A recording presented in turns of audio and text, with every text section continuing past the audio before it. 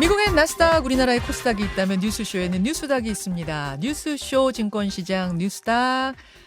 오늘 김근식 교수의 개인 사정으로 두군 브러더스가 아니고요. 어떻게 해야 되나 요거를? 모르겠네. 하여튼 소개하겠습니다. 민주연구원 현근택 부원장, 현근택 변호사 어서 오십시오. 네, 안녕하세요. 그리고 오늘의 스페셜 게스트 국민의힘 김재원 최고위원 어서 오십시오. 안녕하세요. 어서 오세요. 아니 김근식 교수님의 빈자리를 어떻게 채워야 하나 고민하고 있었는데 김재원 최고위원이 흔쾌히 와주셔가지고 고맙습니다. 네, 방송 활동을 조금씩 재개를 하신 거죠? 조금씩이 아니고 뭐 불러주는 데나 가죠. 요즘 어떻게 지내고 계세요? 뭐 산에 올라가고. 산에 얼굴이 더 좋아지신 것 같아요, 진짜. 머리도 약간 웨이브가 생기신 것 같아요. 아침에 머리를 늦게 말려서 그렇습니까? 자, 앞서 윤영찬 의원 인터뷰를 두 분 오시면서 들으셨는지 모르겠어요. 주말 사이에 정치권에 가장 화제가 된 그 장면, 이낙연 전 대표의 이 귀국 뉴스를 함께 좀 다뤄봤는데 한 1,500명 지지자가 모인 뜨거운 열기 속에서 오지 않았습니까? 그동안 못다한 책임을 다하겠다. 이제 여러분 곁을 떠나지 않겠다. 김재원 최고는 이 말을 어떻게 해석하셨습니까? 사실 미국에 있을 때도 여러 가지 기대감이 있었지만 민주당 입장에서는 지금 이낙연 전 총리가 들어와서 일선에 나오기를 가장 바랄 것 같아요. 왜냐하면 이재명 대표 체제로 과연 총선에 임할 수 있느냐. 그 전에 또 이재명 대표가 사법 리스크로서 계속적으로 검찰이 수사도 받고 재판도 받고 이런 과정에서 민주당이 그 지지율도 올라가지 않을 뿐만 아니고 전체적으로 민주당 구성원들의 불안감이 커질 거거든요. 이런 상황에서 이낙연 전 총리가 직접 들어와서 정치 활동을 하면 이 대안이 생기는 거니까 뭐 그런 면에서 저는 민주당 지지자들이 상당 부분 이제 그 이낙연 전 총리에게 기대를 하는 모습이 아닌가 생각해요. 뭐 비명계의 구심점이 될 거냐 안 될 거냐 이런 얘기들 막 논평하잖아요. 어떻게 보세요? 사실은 뭐 비명계, 친명계 이렇게 나눠봤자 그것은 현직에 있는 국회의원들이잖아요. 예. 그런데 민주당 지지자가 또 우리나라에 뭐 좀 과장해서 말하면 반이잖아요. 그런 민주당 지지자들 입장에서 과연 이재명 대표가 얼마를 갈 수 있겠느냐, 언제까지 갈 수 있겠느냐 상당히 전부 회의적인 그 시각으로 갖고 있는 분들도 많을 텐데 이제는 뭐 이낙연 전 총리가 들어왔으니까 민주당이 내부 개혁을 통해서 여러 가지 그 총선 준비를 제대로 할 수 있겠다 이렇게 생각할 거라고 봐요. 자, 현근택 변호사가 네. 또 하실 말씀이 많을 것 같은데 어떻게 보셨어요? 일단은 뭐 그동안 못다한 책임을 다하겠다라는 얘기는 이제 정치를 하겠다는 분이고 하겠다는 얘기라고 봐야 되겠죠. 적극적인 행보라고 해석되세요? 그렇죠. 그다음에 이분이 뭐 국회의원 여러 번 하셨고 도지사 하셨고 총리 하셨고 뭐 다시 뭐 도지사 하실 건 아니잖아요. 어차피 대선을 염두에 두신 분이고 지난번에 그렇죠. 출마했었고. 게다가 총선은 불출마 선언했습니다. 그렇죠. 이미. 그러니까 총선은 불출마 선언했기 때문에 이제 대선 준비를 하겠다라는 신호가 겠거든요. 근데 뭐 아시겠지만 이재명 대표하고 이제 경선을 했었는데 당내는 어느 정도 이제 특히 뭐 전남지사를 했기 때문에 호남의 지지 기반이 있고 이러지만 이제 다른 지역이나 서울이라든지 수도권에서 조금 약한 면을 보였거든요. 그런 부분이라든지 또 이제 뭐 민주당 생활을 오래 해오셨으니까 당내 당원들한테는 또 많이 알려져 있지만 일반 대중들한테는 또 어찌 보면 물론 염중하고 그러니까 여당 총리로서의 뭔가 역할을 많이 보여주셨는데 또 지금 우리가 야당 시절이니까 뭔가 이제 어찌 보면 약간 투사형이 필요한데 이분이 약간 그런 이미지는 아니거든요. 그럼 아마 본인의 약점을 극복하기 위해서 저는 아마 노력하실 것 같아요. 스타일 바꿀 거라고 보세요? 어느 정도 필요하죠. 왜냐하면 여당 총리일 때는 굉장히 그때 지지율이 많이 올랐다가 엄중, 신중 그렇죠. 뭐 이런 막 모드. 40%까지 올랐었는데 지지율이 떨어진 게 뭐 지금 사면해야 된다는 얘기 나오고 막 이러면서 이제 지지율이 많이 떨어졌거든요. 근데 지금은 이제 우리가 야당이에요. 야당이면 아무래도 그러니까 지금 많은 언론이나 에디터에서는 당내 싸움을 하지 않겠냐라고 보고 있지만 야당의 사실은 대권 주자가 되려면 대통령이나 집권 세력과 좀 맞서는 구도가 필요합니다. 그래야 사실은 지지율이 오르거든요. 그러니까 우리 당내에서 아무리 뭘 해야 지지율이 오르지 않아요. 그렇게 본다 그러면 아마 본인이 주된 아마 목표는 이제 윤석열 대통령을 향할 가능성이 높지 않냐. 개인적으로 그렇게 보고 있습니다. 그게 아까, 아마 야당 주자로서 대선 후보가 될 수 있는 가장 빠른 길이라고 생각할 것 같아요. 아까 이낙연 전 대표의 최측근 윤영찬 의원도 이낙연의 변신에 동의하셨어요. 이낙연 스타일의 변신, 이낙연 변신 맞습니까? 했더니 네 그러셨거든요. 그 변신은 엄중 신중 낙연에서 투사형 이낙연으로의 변신을 의미하는 걸 거다. 그러니까 그런 요구를 많이 받을 것 같아요. 이분이 원래 그런 스타일은 아니세요. 아니죠. 원래 그런 아니죠. 스타일은 아니신데 예. 그래도 어쨌든 야당의 대권 주자가 되려는 분이고 예. 지금 어쨌든 뭐 민주당 입장에서는 정권 예. 교체를 해야 되는 입장이고 그러면 윤석열 정부가 맞설 수밖에 없거든요. 근데 현 변호사님은 지금 그러니까 윤석열 정권을 향한 투사가 될 거다. 그 변신을 말씀하시는 것 같은데 김재원 최고위원 당 안에서의 투사가 될 가능성은 없겠습니까? 뭐 당연히 있죠. 왜냐하면요. 생각을 해보면 그 이낙연 전 총리 입장에서 대선 경선 과정에 이재명 대표에게 참패했잖아요.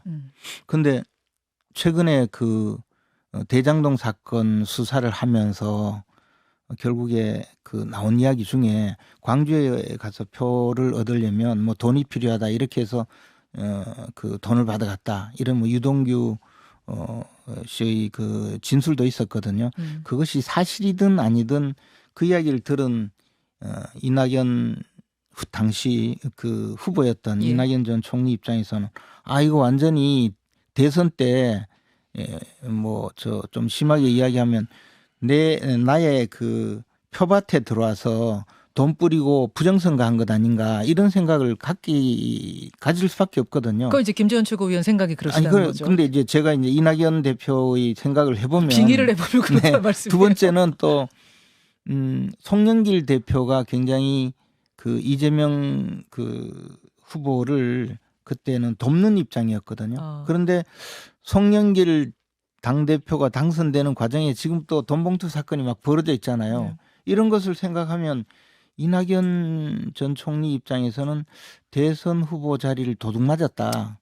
또 그 넘어가서 대선 자체를 완전히 돈으로 그리고 돈 선거로 치렀고 더 나가서 송영길 대표조차 그렇게 돈 선거로 당대표가 되어서 4.4.5의 후보를 만들었구나 이런 생각을 하게 될 거예요.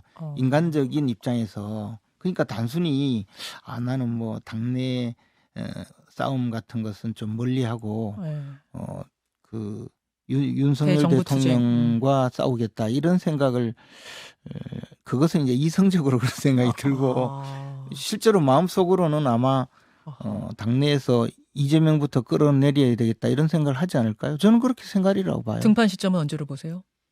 등판했죠 뭐 이미. 이미 등판하고. 네. 현 변호사님이 지금 싹 웃으시는 거 보니까 이 해석에 동의하기는 좀 어렵다 그런 말씀으로 들리긴 하는데. 등판은 이미 한 거 맞고요. 그건 맞아요. 네, 등판은 맞는데 근데 이제 대장동 유동규 말씀하시는데 저도 뭐 그 사건에 관여돼 있으니까 유동규의 진술밖에 없어요. 돈 쓴 내역이 하나도 없어요.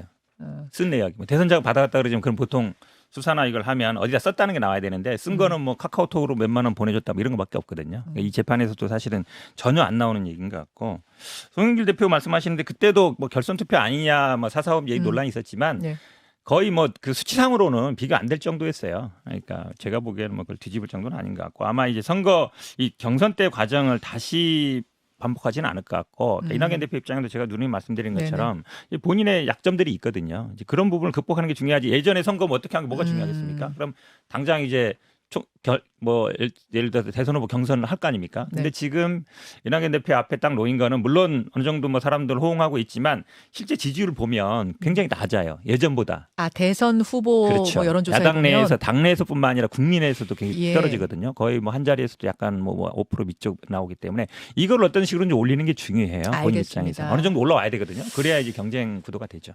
이낙연 전 대표의 귀국이 정치권에 던지는 파장이 크긴 큰 것 같습니다. 지금 저는 살짝 이야기하고 넘어가려고 그랬는데 얼추 한 10분 했네요. 키워드 부지런히 넘어가야 되겠어요. 두 분의 키워드 일단 김재원 최고는 뭐 골라오셨어요? 상한가 하한가? 저는 이제 민주당의 혁신위가 등장했는데요. 혁신위가 내놓은 그 방안 또 더 나가서 현재 처한 상황은 혁신위가 뭐 무슨 역할을 할 수 있겠는가. 정말 제대로 역할을 하려면 그때는 지금 혁신위에 정권을 줬다고 하니까 여러 가지 손을 대야 될 텐데 저는 뭐 그런 면에서 혁신위가 별로 효과가 없을 것 같다라는 생각이 들어요. 민주당 혁신이 맹탕이다 하한가 주셨어요. 잠시만 기다리시고요. 현근태 변호사님 뭐 골라오셨을까요? 저는 꼴 보기 싫은 중국인 투표권 제한 하한가 이렇게 잡아봤습니다. 꼴 보기 싫은 중국인 하고 물음표를 딱 찍고 투표권 제한 하한가. 네, 김기현 예. 대표가 이제 뭐 이거를 중국인 투표권 제한 한마디로 얘기하면 상호주의에 적용하자라면서 총선 공약으로 추진하겠다 그랬는데 예. 요 얘기 먼저 해도 될까요? 그러세요. 예. 근데 아마 이제 물론 뭐 저희들도 알고 있습니다. 그러니까 우리나라 국민들이 이제 중국 별로 안 좋아하죠. 안 좋아하고 특히 이제 2030 남성들은 굉장히 중국 안 좋아해요. 전체적으로 중국에 대한 뭐 반중 정서는 굉장히 강한 건 알겠는데 예. 이게 근데 사실은 단순히 그냥 중국만 이렇게 중국인들만 안 돼 이렇게 할 수 있는 문제냐 이제 이런 의문이 좀 있어요. 그러다 보니까 민주주의 후퇴다, 약간 반중 정서 약간 갈라치기 아니냐 이제 이런 의문을 좀 갖고 있습니다. 김재원 최고는 이거 어떻게 보세요? 중국인들한테 지방선거 투표권 준 거, 요거를 이제 주지 않겠다. 상호주의 원칙에 입각하겠다. 이 김기현 대표의 제안 어떻게 생각하십니까? 저는 이 외국인들에게 투표권을 제공할 때, 투표권을 줄 때 그때 상호주의를 적용했어야 된다고 생각해요. 왜냐하면 그 외교든 모든 그 국가 간의 문제에서는 기본적으로 상호주의가 1차적인 원칙이거든요. 그런데 노무현 전 대통령 시절에 그냥 그 외국인 일정한 기간 동안 거주하고 여기 뭐 영주권을 받았다든가 하던 분에 예. 대해서는 무조건 그 투표권을 주는 것으로 그렇게. 영주권자한테. 근데 사실 중국의 경우는요.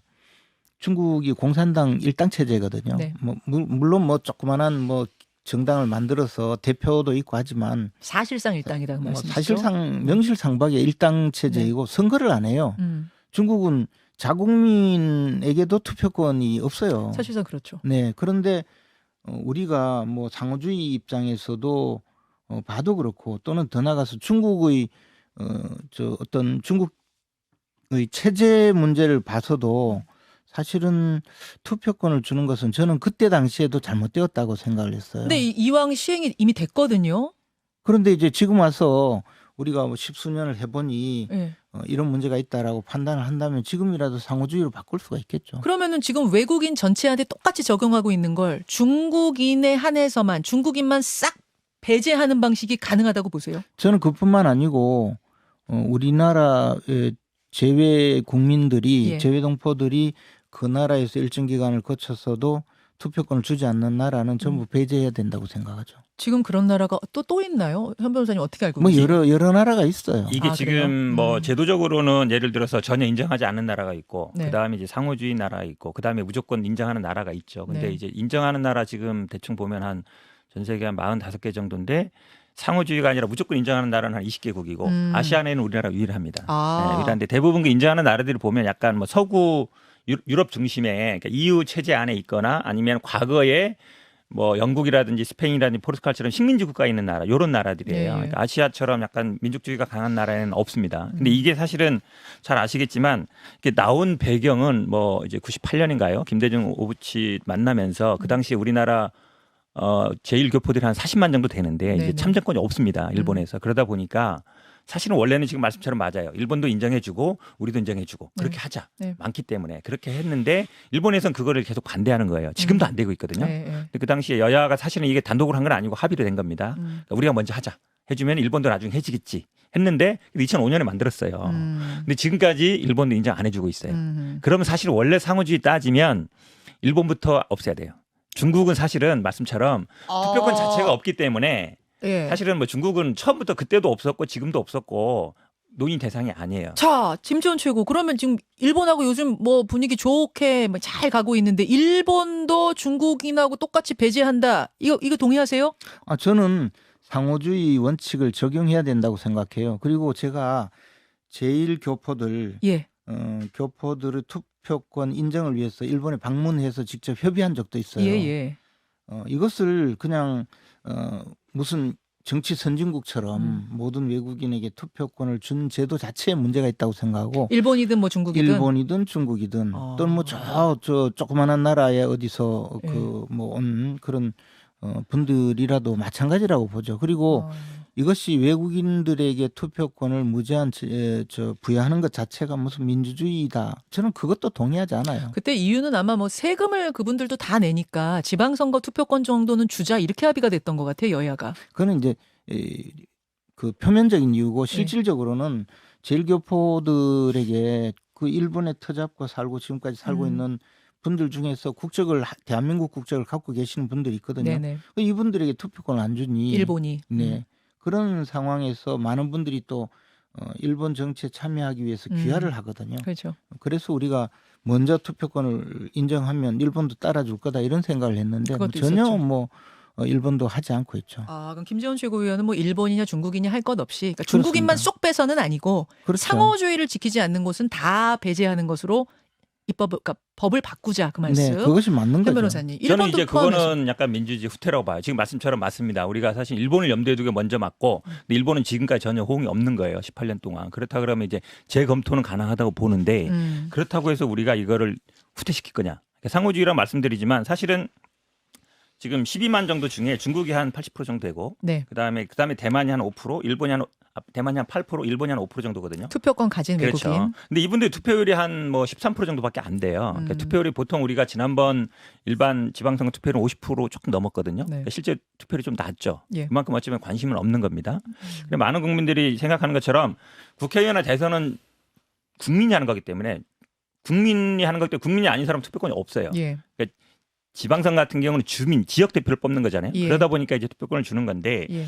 우리가 어찌 보면 아시아에게 유일하게 이걸 했다는 얘기는 그만큼 우리나라 민주주의가 발전했다는 뜻입니다. 사실 그렇기 때문에 물론 이유라든지 아니면 뭐 특수관계에 있는 옛날 식민지 경험이 있는 거를 주는 건 맞지만 우리가 이걸 그렇다고 해서 이분들이 뭐 투표에 큰 영향이 있느냐. 우리 전체 유권자가 지금 계산해 보니까 한 4,400만 명이거든요. 네, 근데 네. 이분들은 12만 정도밖에 안 돼요. 전체 0.2%. 이 정도 되기 때문에 선거에 어떤 영향을 미치거나 그 정도는 아니다. 실제 투표율도 그렇게 높지 않고 이렇다 그러면 제가 보기엔 이거를 후퇴시킬 필요는 없다. 그리고 만약에 이걸 우리가 상호주의로 가면 말씀처럼 중국만 빼고 네. 나머지 국가 인정 이렇게는 안 돼요. 법이라는 건 일반 원칙이기 때문에 상호주의 하면 다 적용해야 되거든요. 다 적용이죠. 그렇죠. 그럼 일본도 없는 거예요. 그럼 우리가 일본한테 계속 인정해달라고 요구해왔는데 그동안 그분들이 40만이 넘습니다. 제일 계속. 높고. 근데 일본 주두류 정치인들은 항상 귀화해라.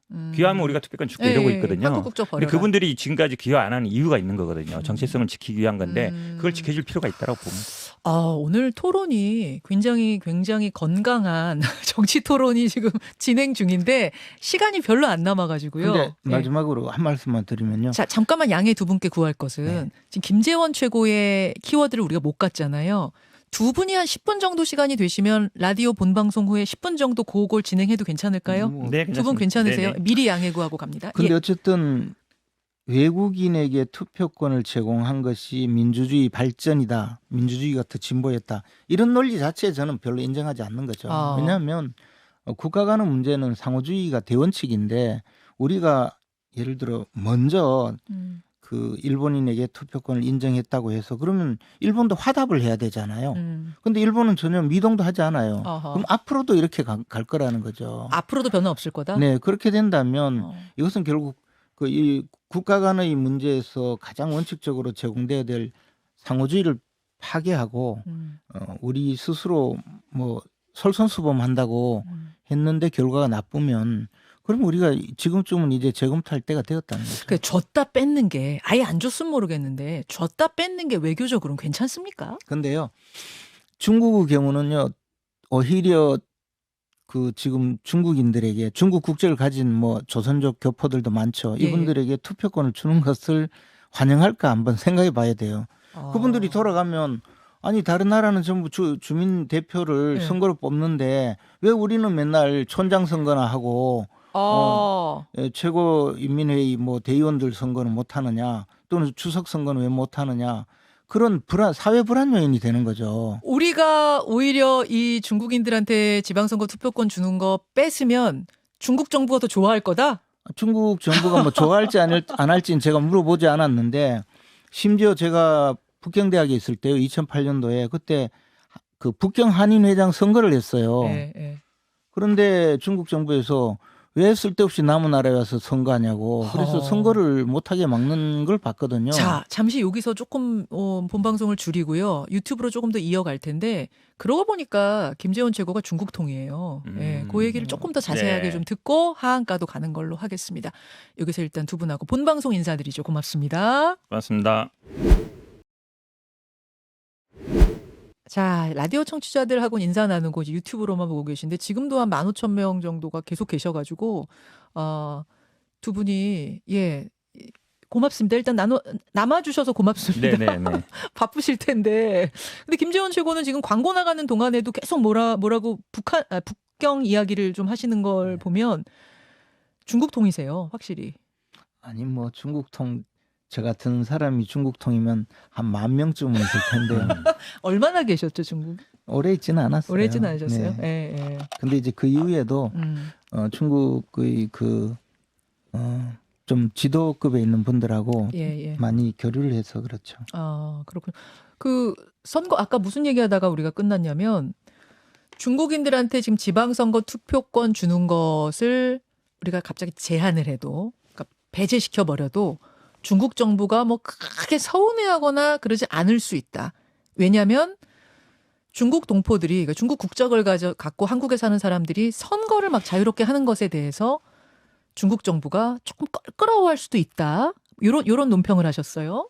그렇죠. 그리고 실제로 중국에서 뭐 우리끼리 모여서 한인회장 선거하는데도 네. 그 못하게 막고. 아니 한인회장 선거를 하는데 왜 중국 정부가 뭐라 그래요?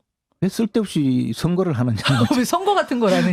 선거가 없는 나라에서. 중국에서는 선거는 아예 없어요? 시골에 이제 촌장 선거가 있어요. 예. 근데 그것도 제가 물어봤거든요. 예, 예. 투표 어떻게 하냐 했더니 사전에 다 정해놓고 거수 투표한다든지 뭐 이렇게 하는 경우가 많대요. 그래서 실질적으로 아직까지 중국은 선거제도를 도입하지 않고 있고 제가 중국의 좀 지도급에 있는 사람들하고 이야기하면서 저는 그냥 지나가는 말로 이제 중국도 선거제도를 도입해야 되지 않습니까? 직접 선거 말하는 겁니다. 네, 그렇게 예. 이야기했더니 그 참석했던 7명이요. 네. 전부 한 10분씩 그 선거를 하면 안 되는 이유를 돌아가면서 다 이야기를 하더라고요. 10분씩. 그래서 뭐 1시간 동안 제가 정신교육을 받았죠. 정신 무장하고 오셨군요. 네. 국민들한테 직접 선거권 주면 안 된다. 그 이제 중국의 뭐 논리는 여러 가지인데 어쨌든 예. 그렇기 때문에 중국 교포들 내지 중국인들에게 지방선거 투표권을 줬다가 뺏었다고 해서 예. 중국 정부가 나서서 예. 무슨 성명을 발표하거나 이럴 상황은 저는 아니라고 봐요. 그럴 계제가 아니다. 심지어요. 그 북경대학 한인 학생회를 예. 구성하면서 예. 모이면 그것도 공안에서 연락이 와요. 왜 모이냐고. 한인 학생회장 선거하는데도 네. 현호태 변호사님 지금 아니, 말씀. 저도 예, 중국 예. 입장에서는 뭐 예. 이거 굳이 뭐 줄 필요 있냐고 생각할 것 같아요. 물론 인구는 얼마 안 되죠. 14억 인구에 우리나라 있는 인구 10만이니까 생각해 보세요. 아주 뭐 소소지만 그래도 경험한다는 거잖아요. 그래서 제가 아까 민주주의 후퇴라는 게 사실은 이분들이 뭐 중국에서 투표할 일이 있겠어요? 공산주의과 사회주의과에서는 사실 선거 투표라는 거는 그냥 요식행위지. 북한도 그렇죠. 마찬가지고. 네, 뭐 간접 선거하는 그렇죠. 거죠. 예. 근데 이런 분들이 사실은 우리나라에 와서 투표하고 만약에 중국 간다. 아유, 거기는 뭐 투표로 뽑더라. 그냥 이렇게 딱 가려진 데서 비밀 투표하고 아무한테 얘기 안 해도 되더라. 내가 투표를 한 거 해보니까 좋더라 그거. 아, 그럼요. 그게 훈련이 되는 거예요. 물론 아주 적죠. 인구도 적지만. 그런 면에서 본다 그러면 저는 물론 중국에서는 뭐 없앤다 해도 크게 관심은 없을 것 같긴 한데 이런 제도가 결국은 아니 아시아에서 우리나라가 유일하게 갖고 있는 거예요. 물론 그게 저도 말씀처럼 민주주의 척도라고 보지는 않아요. 우리가 뭐 미국도 일부지만 인정하거든요. 일본 뭐 인정 안 하고 있고 뭐 일본이나 미국 우리나라보다 민주주의가 떨어진 건 아니잖아요. 그러니까 민주주의 척도는 아니라고 보지만 그래도 이왕 만들어 놨고 그동안 이게 한 2005년 6년부터 시행했으니까 한 15년 정도 됐단 15년 말이죠. 넘었네요. 그러니까 그렇게 된다 그러면 우리가 굳이 이걸 없앨 필요는 있느냐 이렇게 봅니다. 아, 민주주의 훈련 교육이라는 관점에서 볼 때도 왜 국민의힘에서 반대하는지 모르겠다. 지금 이거는 그러니까 지금 말씀처럼 그러니까 그러니까 중국 싫어하잖아요, 되게. 중국 싫어하는 감정이 분명히 있거든요. 최근에 와서 네. 이런 부분에 대해서 그러니까 이 상호주의 말씀드리면 아까 말씀드린 것처럼 사실은 일본은 일본이에요. 우리가 법 만들 때도 일본 염두에 둔 거니까.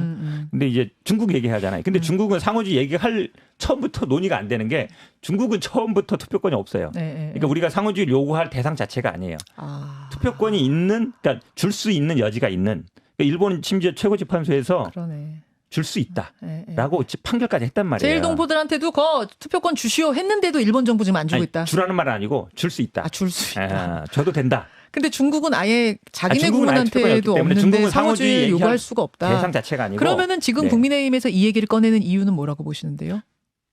그러니까 약간 반중 정서 아니면 갈라치기 여기에 있는 거예요. 그러니까 상호주의 말 자체가 중국은 성립 자체가 안 돼.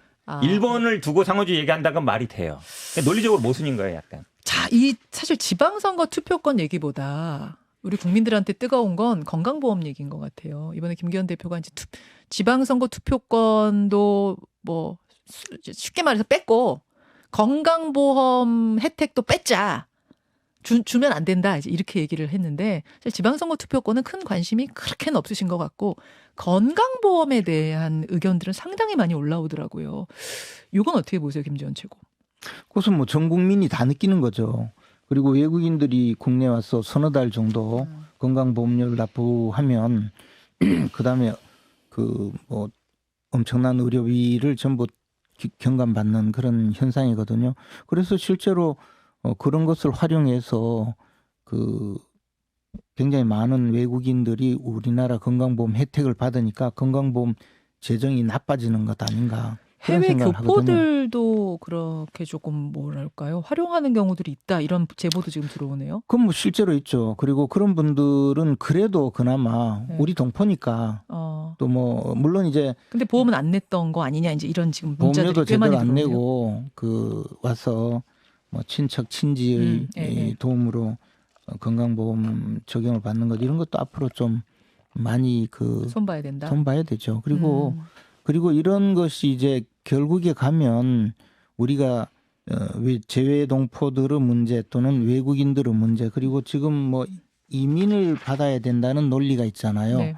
그렇게 했을 때 그런 외국인들의 이민 정책 이런 것이 포괄적으로 전부 다 그 논의가 돼야 될 거라고. 좀 한 테이블에 놓고 재정비해야 된다 그렇게 보시는 그렇죠. 거군요. 지금까지 우리는 그냥 외국인들이 국내 소수기 때문에 뭐 별 영향이 없다고 생각했는데 맞아요. 저는 건강보험뿐만 아니고요.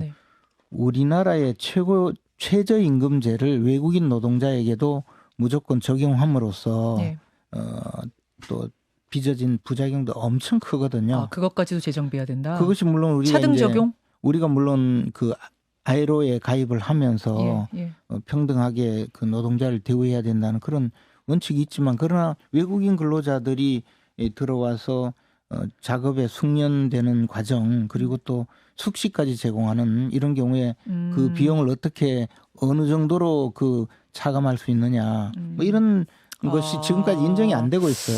제대로. 그러니까 지금 외국인 숫자가 늘고 있는 상황에서는 그런 것들을 총체적으로 한번 재점검해야 되지 않겠느냐 그 말씀이신 것 같은데 현 변호사님 이 건강보험 이거는 외국인뿐만 아니라 해외 동포들까지도 좀 이 의료를 혜택받기 위해 일부러 들어오는 경우들이 있다는 지적은 예전부터 있긴 있었어요. 있었죠. 그러니까 건강보험 미국에 계신 재정 분들이 문제. 사실은 뭐 임플란트라든지 뭐 치료하려면 수백만 원 들어가거든요. 우리나라에서 건강보험으로 혜택되는 부분이 있잖아요. 그러다 보니까 사실은 잠시 한국에 와서 의료 혜택 받고 그다음에 하시는 분 굉장히 많습니다. 특히 미국 교포들이 많죠. 미국이 워낙 비싸다 보니까.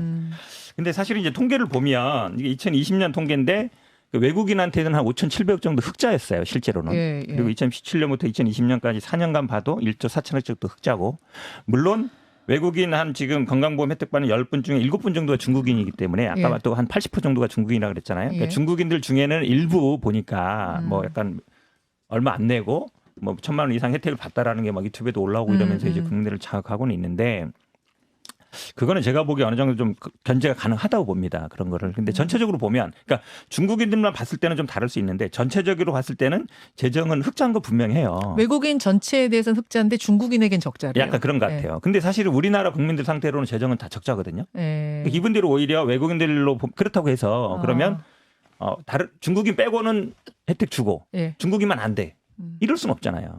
외국인 그러니까 아까도 이제 투표권도 참정권도 마찬가지로 법이라는 건 일반성이 있어야지 특정으로 안 되거든요. 그렇게 본다 그러면 오히려 외국인 혐오 이걸 붙일 가능성도 있다. 지금 김채구 의원 말씀처럼 지금 현 정부에서도 이민청 만들고 예. 지금 인구도 안 줄고 계속 뭐 출생률도 떨어져서 이민을 받아들이는 거 아니냐 이런 논란이 많지 않습니까? 예. 그러면 사실 이민자 중에도 중국인이 제일 많을 거예요. 우리 국적을 취득하기도 쉽고 그다음에 이미 많이 와 있고 그러면 이분들한테 당신들 참정권도 있던 거 안 줘. 의료보험도 지금까지 줬다가 이제 안 줘. 이래버리면 정책이 안 맞아요. 정책이 앞뒤가 안 그렇죠. 맞는다? 안 맞는 거라서 그러니까 만약에 예를 들어서 굉장히 뭐 탈법적으로 많은 의료 혜택을 가져가는 분이 있다면 그건 제한해야 되겠죠. 네. 그렇겠지만 이런 걸 가지고 침소봉대할 필요는 없다. 이렇게 보고 있습니다.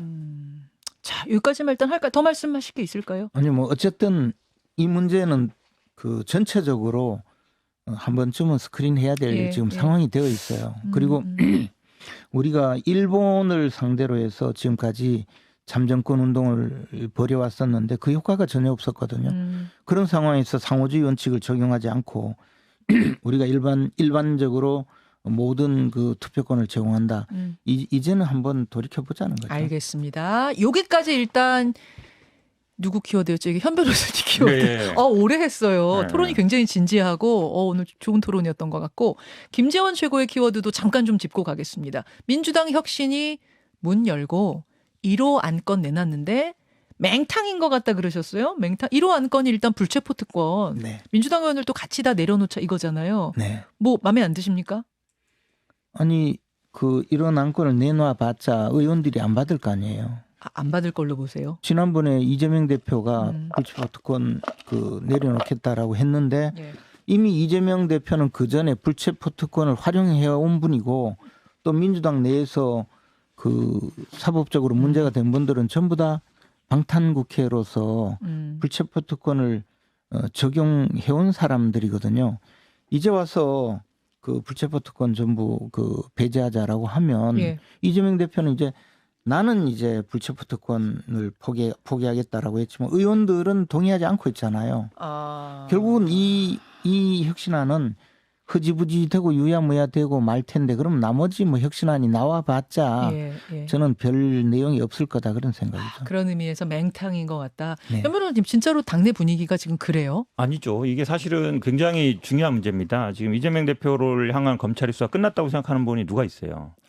백현동, 뭐 정자동, 대장동 줄줄이 있을 거다. 네. 생각하니까 어쨌든 본인도 이거 포기하겠다고 얘기한 것이고 지금 다 누렸다 그러는데 지금 뭐 두세 분 정도는 이제 어쨌든 넘어갔지만 사실 그분들은 개인적인 문제였고 지금 남은 문제는 이제 돈봉투 사건. 네. 한동훈 장관이 이제 국회 와서 얘기했잖아요. 20여 분 여기 앉아 있습니다. 20여 분 앞으로 소환한다는 얘기잖아요. 물론 얼마나 증거에 따라 뭐 20분을 다 뭐 영장 청구할지 모르겠지만 주요한 분들은 할 거예요. 눈에 보이잖아요. 그럼 이분들이 어찌 보면 당장 눈앞에 보이잖아요. 예. 다음은 제가 보기에 이제 돈봉투 받았다고 얘기되는 사람들 줄줄이 소환하고 영장 청구될 텐데 이거를 지금 혁신위에서는 포기해라. 당론으로 채택해라는 얘기거든요. 예. 국민의힘조차도 문제 됐을 때 서약서 쓰지만 당론으로 채택하지는 않아요. 서약서 쓰는 것과 당론 채택은 또 지금까지 다른 사실상 건가요? 이거 찬성입니다 하지만 예. 당론으로 찬성합니다 하지는 않아요. 그냥 알아서 하십시오. 하지만 분위기상 이제 찬성 분위기로 가는 거죠. 그러니까 포기하는 거하고 당론으로 만약에 한다 그러면 물론 당론을 확인할 방법은 없어요. 무기명 투표라 보니까. 예. 그런데 만약에 당론으로 채택했는데 이게 만약에 가결이 안 된다. 그럼 당장 이제 지도부의 문제가 되죠. 지도부가 한마디로 얘기하면 지도부 령이 안 선다 얘기 나올 거라서 민주당 입장에서 말씀하신 것처럼 이게 단순한 문제는 아니에요. 굉장히 대표도 그렇고 의원들도. 근데 돈봉투 문제로 끝날 거라고 생각하는 사람이 또 누가 있어요. 앞으로도 또 줄줄이 있을 거다 생각하면 이거는 사실은 체포동의나 이거는 여당한테는 별로 필요 없어요. 지금 여당 의원들이 막 100분 뭐 60분 정도 서약하고 서약서. 100분 한다 그러는데 네. 그분들은 별로 걱정 없죠. 걱정이 없기 때문에 사인하는 거다. 그럼요. 야당 의원들이 지금 다들 잡을 안 서기지. 여당 의원들이 나 불러가려고 생각하는 분이 누가 있겠어요. 근데 이제 국민 정서를 보면 불체포 특권이란 게 바로 잡아가는 게 아니라 그 내려놓는다고 해서 바로 받아라. 잡아가는 게 아니라 국민들처럼 판사들 앞에서 영장 실질 심사 받아라 하는 거기 때문에 사실 국민 정서는 여든 야든 할 것 없이 우리처럼 가서 판사 앞에서 실질 심사 받아라 이쪽이 높긴 해요. 그렇죠. 특권으로 보는 거죠. 예. 근데 이제 이게 또 헌법상 권리예요. 우리 내가 포기하기 서약서 썼다고 해서 그럼 국회 안 거쳐서 그냥 바로 영장 심사 가느냐? 그건 아니에요. 아무리 내가 포기한다 해도 국회에서는 어쨌든 표결을 해야 됩니다. 헌법에 규정된 거기 때문에. 그리고 이게 단순히 뭐 국민들 보기에는 왜 뭐 국회의원들만 그런 권리 있냐 이러지만 지금은 우리가 민주주의가 발전했으니까 그렇지만 우리가 옛날에 독재 국회 시절에 보세요. 국회에서 뭐 옛날에 노태우 대통령 무슨 뭐 비자금 폭로 사실은 이런 면책특권이나 불체포특권이 없었으면 그것도 안 돼요. 바로 잡아갔거든요. 그때는 그렇긴 한데 지금은 사실은 대부분의 혐의들이 뭐 돈과 관련된 그렇죠. 거 뭐 이런 거니까 국민들 보기에는 무슨 뭐 민주주의 투쟁 막 이런 느낌은 아니다 보니까 더 이제는 필요 없지 않아? 그런 생각 하시는 것 같아요. 근데 물론 개인 비리는 무조건 그럴 수 있겠지만 그러니까 물론 이제 개인 비리면 당연히 그냥 국회에서 통과시키는 게 맞죠. 근데 사실은 그게 민주주의라는 게 저는 그렇게 봅니다. 이렇게 발전해가는 과정이지 이거를 있던 제도를 어쨌든 지키는 과정이거든요. 지키는 최저 수준인데 이거를 없애버린다. 그러면 사실은 헌법 개정하면 돼요. 근데 헌법 개정은 저는 안 될 걸로 봅니다. 이거 할 때는 분명히 정치학자나 이런 분들은 반대할 거예요. 그게 어떤 근대 민주화를 이루어온 그러니까 행정부의 권력에 맞서는 국회의 어떤 최저 방어선이거든요. 이런 의미는 저는 역사적인 의미는 있다고 봅니다. 이게 불체포 특권이 결국 말씀하신 대로 권력이 강해서 정치적 반대자를 뭐 구속하는 그런 공포 정치가 있을 시절에 그렇죠. 그때는 국회에서 발언 표결은 면책 특권도 주고 국회 의정 활동을 열심히 잘하도록 그렇게 보호해 만든 주는 거잖아요. 거죠. 할 말 하라고. 근데 지금 민주당이 문제가 됐던 거는 전부 개인 비리들이에요. 개인적으로 돈 받고 뭐 개인적으로 무슨 일 저지르고 그런 분들이잖아요. 그리고 돈봉투 사건 이야기했지만 사실 일반 국민은요. 선거 때 30만 원 이상만 받아도 구속되는 기준이 있거든요. 근데 지금 뭐 수백만 원 받았는데 바깝시다 이렇게 주장하면서 그것이 무슨 뭐 범죄냐 이런 정도로 민주당이 나오고 있거든요. 사실 저는 만약에 의정 활동을 하다가 문제가 되어서 체포가 된다 하면 그것은 불체포 특권을 충분히 활용할 수 있다고 봐요. 근데 이것은 전부 지금 개인 비리들이에요. 뭐 전당대회에서 돈 봉투 받은 게 무슨 나라에 도움되려고 일한 건가요? 그건 아니잖아요. 그래서 이런 상황이라면 이제 본연의 본연의 의미인 불체포 특권을 그런 전당대회 돈 봉투 사건도 활용하고 이재명 대표의 대장동 사건에도 활용하고 또 좀 있으면 뭐 또 여러 가지 줄줄이 나올 여러 가지 사건에서 체포되지 않고 하면 국민들 보기에는 이건 특권 집단이 아니라 부패 집단이 이 헌법상의 특권을 악용한다 그렇게밖에 볼 수가 없죠. 두 분의 이제 주장 들으셨는데 주장은 그렇고 그래서 민주당 혁신위의 이 제1호 안건 된다 안 된다 현 변호사님. 저는 만약에 이거를 의원총회나 이런 데서 거절하면 혁신위 위원장이 물러날 수도 있어요. 사실 1호 안건으로 딱 얘기했는데 의원들이 안 돼. 이래버리면 혁신이 필요 없다는 얘기잖아요. 그럼 지금 의원들 어떻게 결정할 것 같아요? 그냥 난감해졌네요. 난감하긴 하지만 그래도 저는 받을 걸로 봅니다. 왜냐하면 받을 것이다? 그러면 지금 말씀하신 것처럼 지금 민주당 굉장히 이제 부패 세력으로 낙인 찍혀 있어요. 특히 이제 돈봉투 사건은 굉장히 뭐 국민님도 예전에 겪었지만 10몇 년 전에 박기태 의장 하면서 이제 사라졌거든요. 물론 구조적인 문제도 있습니다. 대의원 한 표에 60표 주다 보니까 이런 것도 있는데 그래도 부끄러운 거죠. 사실은 당내에서 그 선거 과정에 대해서 있기 때문에 이거를 만약에 안 받는다 그러면 혁신 의지가 없다라고 볼 수밖에 없어요. 그럼 아마 뭐 의원들은 고민하겠죠. 특히 이제 당장 소환될 분들은 고민하겠지만 그래도 받을 거로 저는 보고 있습니다. 안 받으면 의원들이 안 받으면 혁신위원장 김은경 혁신위원장 그만 물러나겠다고 할 수 있어요. 왜냐하면 이게 사실은 어찌 보면 대표 1호 안건이라는 게 대표 공약인데 맞아요, 이걸 안 맞아요. 받겠다 그러면 그래서 받을 거다. 그렇죠. 네. 자, 받을 거다 안 받을 거다? 저는 뭐 받는 신용은 할 거라고 봐요. 근데 막상 그 또 체포 동의안이 신용은 하고 그거 어떻게 되는 받긴 거예요? 받는 거죠 어쨌든. 아니 받긴 받는다. 받기는 받는데 결국에 가서 또 체포 동의안이 오면 슬며시 부결시킬 거라고 봐요. 그게 민주당이에요. 무기명 투표니까. 네. 그러니까 결국은 지금 혁신위원장께서 참 순수하신 마음으로 지금 일은 하고 있지만 결과적으로 가면 나중에 아무것도 안 되는 꼴이 되는 거죠. 아니 그러시길 바라시는 것 같은데 이게 민주당 입장에서는 이게 쉬운 문제가 아니에요. 왜냐하면 당장 눈앞에 20여 분이 160여 분이 20여 분이 지금 예, 당장 소환 체포영장의 대상이 될 수 있는 게 우리 딱 보이잖아요. 명단도 이미 다 SNS에 나오고. 특정했다고 하고. 그렇죠. 네. 이렇기 때문에 지금 이거- 우리 현 변호사님 말씀하시는 것도 네. 받는 신용을 할 텐데 복잡한 문제다 이러지 않아요. 간단한 해석까지. 문제는 아니에요. 네. 아니 진짜로 그 20명 의원들 이름이 막 받은 걸 이래갖고 돌아다니던데. 그렇죠. 예전에 많이 돌아다녔죠. 이미 뭐 한동훈 장관이 와서 얘기했잖아요. 20여 분이라고. 나는 10여 분이라고 할 줄 알았어요. 왜냐면 우리 명단에는 네. 딱 20명은 아니고 근데 20여 분 그러면 29명까지 20여 분이거든요. 아 거기 명단이 도는 게 있어요? 아니 그렇지는 아니죠. 민주당 안에? 그렇지는 아닌데 어쨌든 네. 뭐 장관이 국회 와서 얘기했으면 네. 그거는 뭐 어느 정도 수사 네, 네. 산상이 특정은 좀 들어있다. 됐다는 그렇죠. 얘기죠. 그렇게 네, 볼 실명 수밖에 나왔다는 없죠. 얘기죠. 예. 알겠습니다. 시간이 뭐 많이 지났네. 두 분 이렇게 합을 맞추시는 걸 제가 거의 못 본 것 같은데 현 변호사님하고 김재원 최고하고 오늘 이렇게 호흡 맞춰보니까 어떠세요? 호흡이 잘 안 맞습니다. 아 근데 저는 깜짝 놀란 게 일본 참정권 할 때 가서 만나셨다 이분 들어서 그때 그게 사실 어찌 보면 그 당시는 굉장히 중요한 이슈였어요. 그때 물론 야당이셨고 예. 노무현 대통령 때지만 왜 말을 돌리세요? 아, 호흡 어떠셨어요? 저는 뭐 잘 맞는 것 같아요. 이러면 김재원 최고 이상해지잖아요. 아 그런가요? 뭐가 이상해요? 그렇다고 제가 안 맞는다고 할 수는 없잖아요. 잘 맞는 신용을 예, 두 분, 이렇게 새로운 조합도 또 신선하고, 새로운 조합으로 이렇게 토론을 하니까, 또 토론이 평소보다 더 뭔가 건강하게 이루어지는 면이 있는 것 같고. 김균희 교수님보다 훨씬 나은 것 같아요. 김균희 교수님은 완전 깔때기예요. 완전 기승전 이재명 맨날 아니, 이러는데 그걸 아니잖아요. 이게 말이죠. 이제 패널들이 계속 같이 하시면서 친해지시면은 이게 이야기하다가 이야기가 새기도 해요. 근데 오늘 두 분은 굉장히 생소한 조합이고 친하지 않으시다 보니까 오히려 토론이 굉장히 바른 길로 가는 새 길로 새지 않는 이런 느낌을 제가 받았습니다.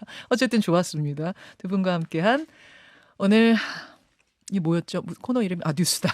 뉴스다. 여기서 인사드리죠. 현 변호사님 고맙습니다. 네, 고맙습니다. 김재원 최고위원님 고맙습니다. 고맙습니다. 저도 여기서 여러분 같이 인사드리겠습니다. 내일 7시 20분 다시 찾아올게요. 고맙습니다.